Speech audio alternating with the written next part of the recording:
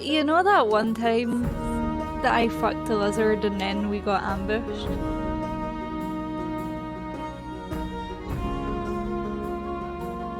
Are you excited to play Baldur's Gate 3 but have no idea what class or subclass to pick?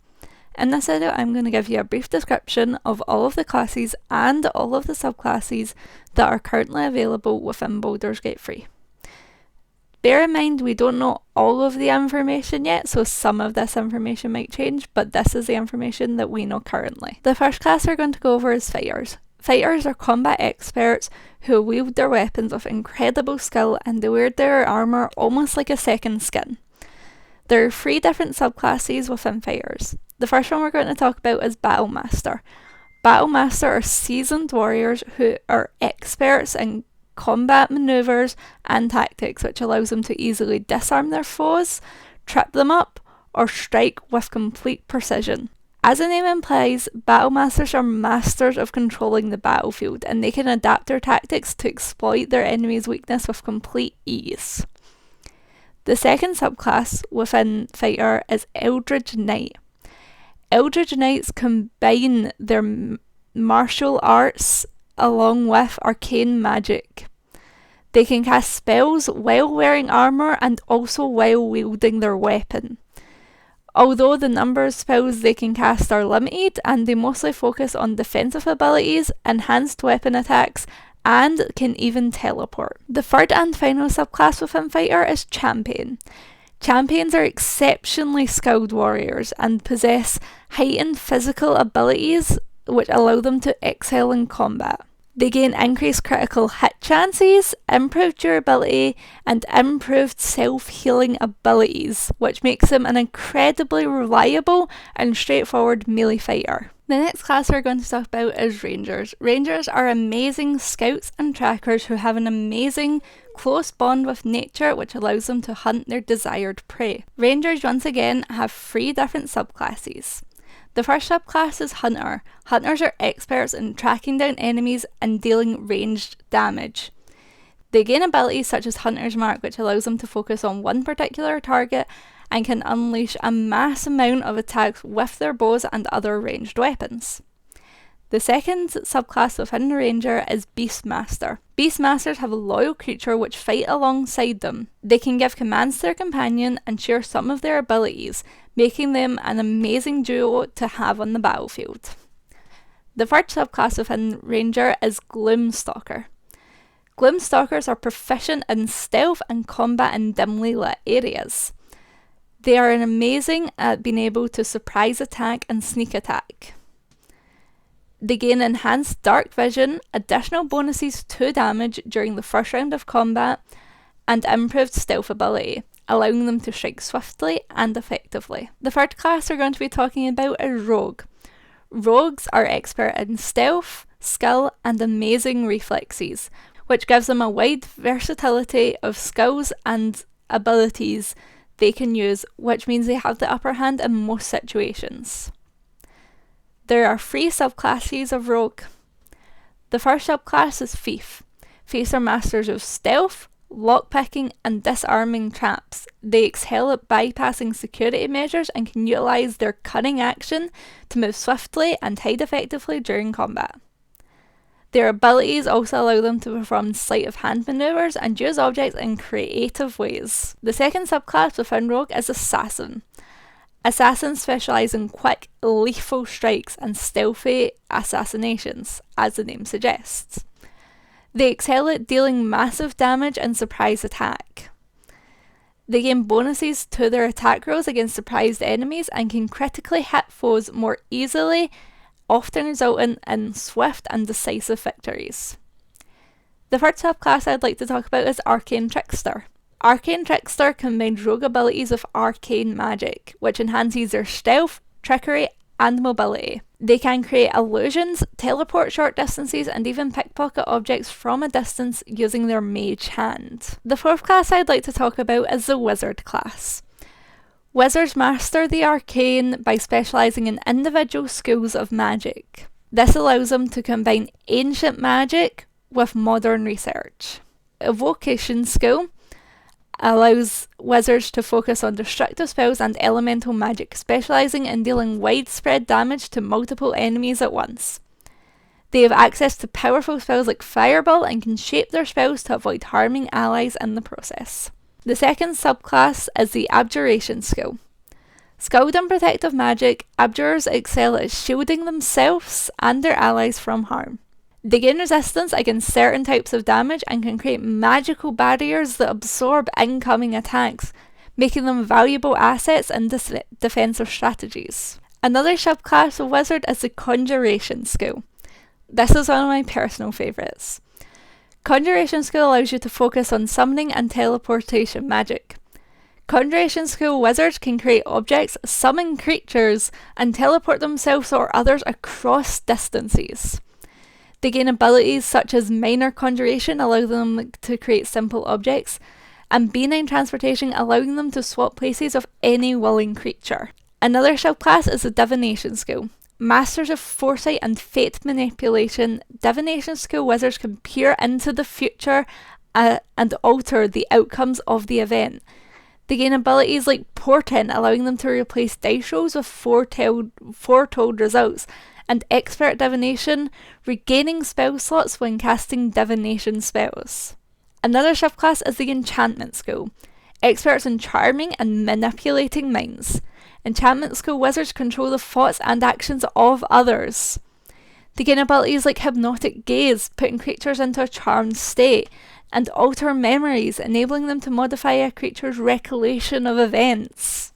Moving on from enchantment to necromancy skill. Dealing with life and death energies, necromancy skill wizards are skilled in raising the undead and draining life from enemies. They gain abilities such as Grim Harvest, allowing them to regain hit points when killing creatures with spells, and Command Undead, allowing them to control undead creatures. Illusion skill wizards are masters of illusion and deception. They can create convincing illusions and manipulate perception. They gain abilities like illusory reality, making their illusions temporarily real, and malleable illusions, allowing them to alter their illusions after casting. And finally, for the last subclass of wizard, we have transmutation skill. Experts in altering matter and energy, transmutation skill wizards can transform objects and creatures. They gain abilities like minor alchemy, changing the properties of substances, and transmuter stone, gaining temporary hit points and various benefits from this stone. The fifth class I'd like to talk about is the cleric class. Clerics are representatives of the gods they worship, which allows them to wield amazing divine magic for good and evil. The first subclass of cleric I would like to touch on is life domain clerics. These are masters of healing and supporting their allies in battle. Life domain clerics have a wide range of restorative spells. They can heal wounds, cure ailments, and even revive fallen comrades. Additionally, they possess abilities that bolster their allies' hit points and provide protection against certain types of damage. The second subclass I'd like to touch on is the light domain clerics. Light domain clerics can harness the power of light, which can allow them to blind enemies, create zones of bright illumination, and deal radiant damage. They're adept at offense and can use their channeled divinity to create a powerful radiant explosion that damages all nearby foes. The third subclass of cleric is war domain. They are skilled in combat and bolstering allies' offensive capabilities. War domain clerics are well-rounded warriors. They gain martial weapon proficiency, enhanced damage against their chosen foe, and the ability to grant bonus attack to their allies, making them valuable assets on the front line. The fourth subclass of cleric is the trickery domain cleric. These clerics are deceptive and cunning. They excel at deception and stealth. They gain abilities like invoke duplicity, which allows them to create an illusionary duplicate to distract enemies, and cloak of shadows, which grants invisibility in dim light or darkness. The knowledge domain cleric. These are masters of learning and information. They possess vast knowledge and understanding of the world around them. They can gain proficiency in any skill or tool, read thoughts with their channel divinity, and learn to speak and understand any language. The Nature Domain Cleric. As the name implies, Nature Domain Clerics are connected to the forces of nature. They gain abilities that enhance their abilities in natural environments. They can charm animals and plants, gain proficiency with heavy armour, and eventually gain the ability to cast the powerful Call Lightning spell. Tempest Domain Clerics are able to harness the fury of the storm. They excel at dealing thunder and lightning damage. They can maximise the damage of their lightning and thunder spells, use their destructive wrath to unleash potent spell attacks, and also gain resistance to lightning and thunder damage. The sixth class I'd like to talk about is the Druid, and if you've watched any of my streams before, you'll know that Druid is one of my favourite classes to play. Druids channel the elemental forces of nature and share a deep kinship with animals. Druids are mastery of wild shapes, which allows them to transform into beasts from all over the realm. There's 3 different subclasses of Druid. The first subclass I'd like to talk about is the Circle of Land Druid. These draw power from natural environments. These Druids specialise in spells related to their chosen land type, such as forests, deserts, or mountains. They gain additional spell options and can regain spell slots more easily when in their favoured terrain. The second Druid I like to talk about is Circle of the Spores Druid. This type of Druid can control fungal forces and spread disease to enemies. They have access to necrotic spells and abilities. They can unleash poisonous clouds, raise undead spores to protect themselves, and even explode in a deadly burst upon falling in battle. The third type of Druid is Circle of the Moon Druid. This is personally the class which I'm going to be doing during my first playthrough on stream, which is Shan the Butcher on Twitch. If you want to check that out, we will be streaming every Saturday at 2 PM BST. Circle of the Moon Druids can shapeshift into powerful animals for combat and exploration. They possess an enhanced wild shape ability, which means they can transform into more stronger beasts, which gives them increased combat capabilities and the ability to heal themselves in animal form. The seventh class I'd like to talk about is the Warlock class. Warlocks are bound to a pact by an all-powerful patron. Warlocks can trade their loyalty for supernatural abilities and unique magic. There are 3 different subclasses of Warlock. The first class is the Fiend. Fiends form a pact with a powerful infernal being, which gains them access to fire-based spells and abilities. They can hurl fireballs, summon demonic entities, and even drain life from their enemies to heal themselves. It's a pretty cool class if you ask me. The second subclass is the Great Old One. The Great Old Ones forge a pact with an ancient and unknowable entity. They gain psychic abilities. They can delve into the minds of their enemies, manipulate their thoughts, and unleash eldritch blasts that damage both the body and the mind. The third subclass is the Archfey. Archfeys form a pact with a fey creature, which gains them enchantment and illusion spells. They can charm and control the mind of others, create illusions to deceive or distract, and even teleport short distances using fey step. The 8th class I'd like to talk about is the Sorcerer class. Sorcerers are natural spellcasters.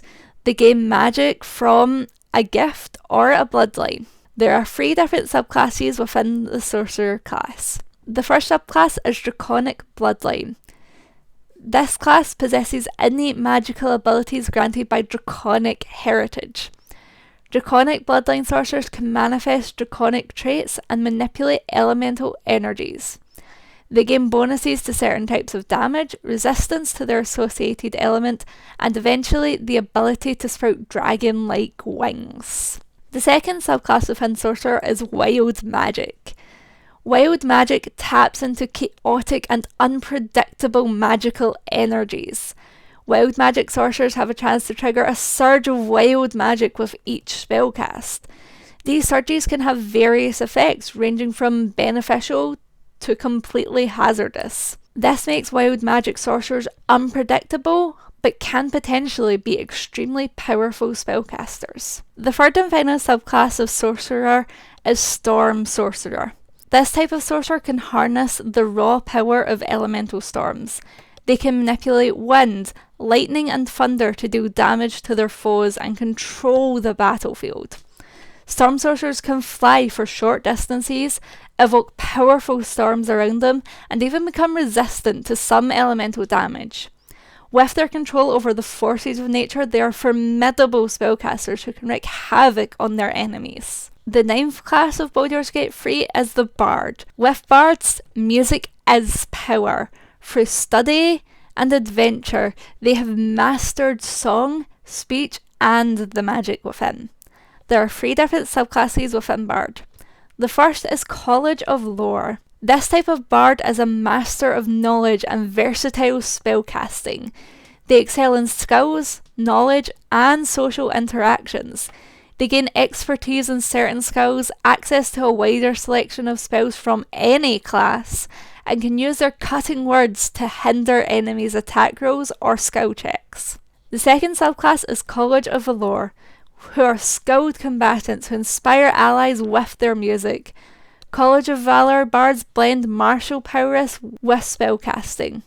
They gain proficiency with medium armour, shields, and martial weapons. This allows them to engage in melee combat. They also have the ability to inspire their allies, granting bonuses to attack rolls, damage, and saving throws. The third and final subclass of the Bard is the College of Swords Bard. This is a subclass which specialises in martial combat and swordplay. These bards are skilled swordsmen and performers. They like to combine their musical talents with the art of the blade. They gain abilities like Blade Flourish, which allows them to add extra damage to their attacks and perform impressive manoeuvres in battle.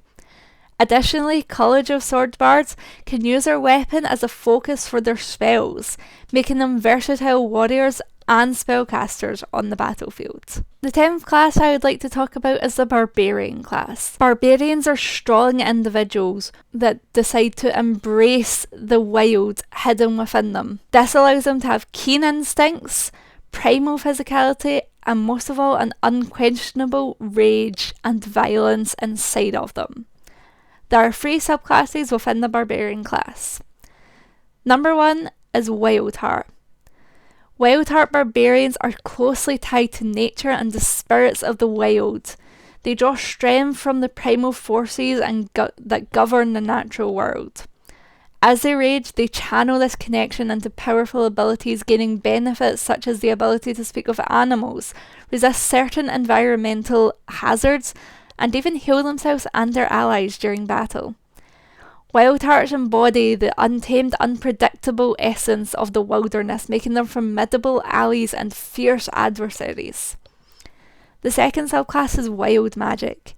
Wild Magic barbarians tap into the chaotic and unpredictable energies that permeate the multiverse.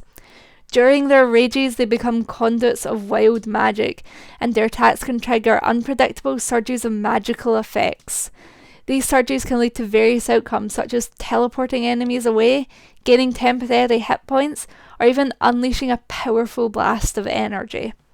Wild Magic barbarians are thrilling to play as they bring an element of randomness and surprise to their battles, and their wild surges can turn the tide of combat in unexpected ways. The third subclass of barbarian is Berserker. Berserkers unleash frenzied rage for increased damage and resistance. These barbarians can enter a state of mindless fury, and while in this range they gain bonuses to their damage rolls, resistance to certain types of damage, and can make additional attacks. The 11th class I'd like to talk about is the Paladin class. Paladins are fueled by their oaths that they swore to uphold justice and righteousness. They are a beacon of hope in dark times. There are 4 different subclasses of Paladin. The first one is Oath of Devotion. Devoted to the tenets of virtue, honesty, and courage, these paladins embody the purest ideals of chivalry. They gain abilities such as Sacred Weapon, which enhances their weapon damage, and Aura of Devotion, which provides immunity to charm effects for them and their nearby allies. Oath of the Ancients. These are protectors of the natural world and champions of light and goodness. These paladins gain magical resistance, the ability to call upon nature's aid, and the ability to protect allies from harm through their aura of warding. The third subclass is Oath of Vengeance. Sworn to punish those who commit evil deeds, Paladins of Vengeance gain abilities to help them track and confront their foes. They can move swiftly to reach their targets, gain advantage on attacks against specific enemies, and harness powerful smite abilities. The fourth and final subclass of Paladins are Oathbreakers. Paladins who break their sacred oaths become Oathbreakers, forsaking their former principles and embracing darkness. They gain abilities like Control Undead, allowing them to command undead creatures, and Aura of Hate, bolstering their offensive capabilities and those of nearby enemies. The final class I'd like to talk about is the Monk class. Monks are masters of martial arts. They harness the power of the body in pursuit of physical and spiritual abilities. There are 3 different subclasses of the monk. The first one is the Way of the Open Hand. This type of monk focuses on hand-to-hand combat. They gain unique techniques that allow them to knock enemies prone, push them back, or stun them with their Flurry of Blows ability. They also possess increased movement speed and the ability to catch projectiles. The second subclass is the Way of Shadow. Harnessing the power of darkness and stealth, monks of the shadow can manipulate shadows to move stealthily and cast spells of illusion and darkness. They gain the ability to teleport between shadows, become invisible in dim light or darkness, and summon a shadow step ability to teleport in a burst of shadows. The third and final subclass of the monk is the Way of the 4 Elements. Tapping into the elemental forces, monks of the 4 elements can unleash an elemental powers into their strike. They gain access to a range of elemental disciplines, allowing them to cast spells like Fireball, Water Whip, or Stone Fist using their key points. I'd like to thank you so much for watching. I hope these descriptions help you decide what class and subclass you want to be in Baldur's Gate 3. As I mentioned in the video, I will be streaming Baldur's Gate 3 every Saturday at 2 PM BST over on my Twitch at Shan the Butcher, starting on the 5th of August. If you could also leave a like on this video, subscribe if you want to see more content like this, then that would mean the absolute world to me. Thank you so much for watching.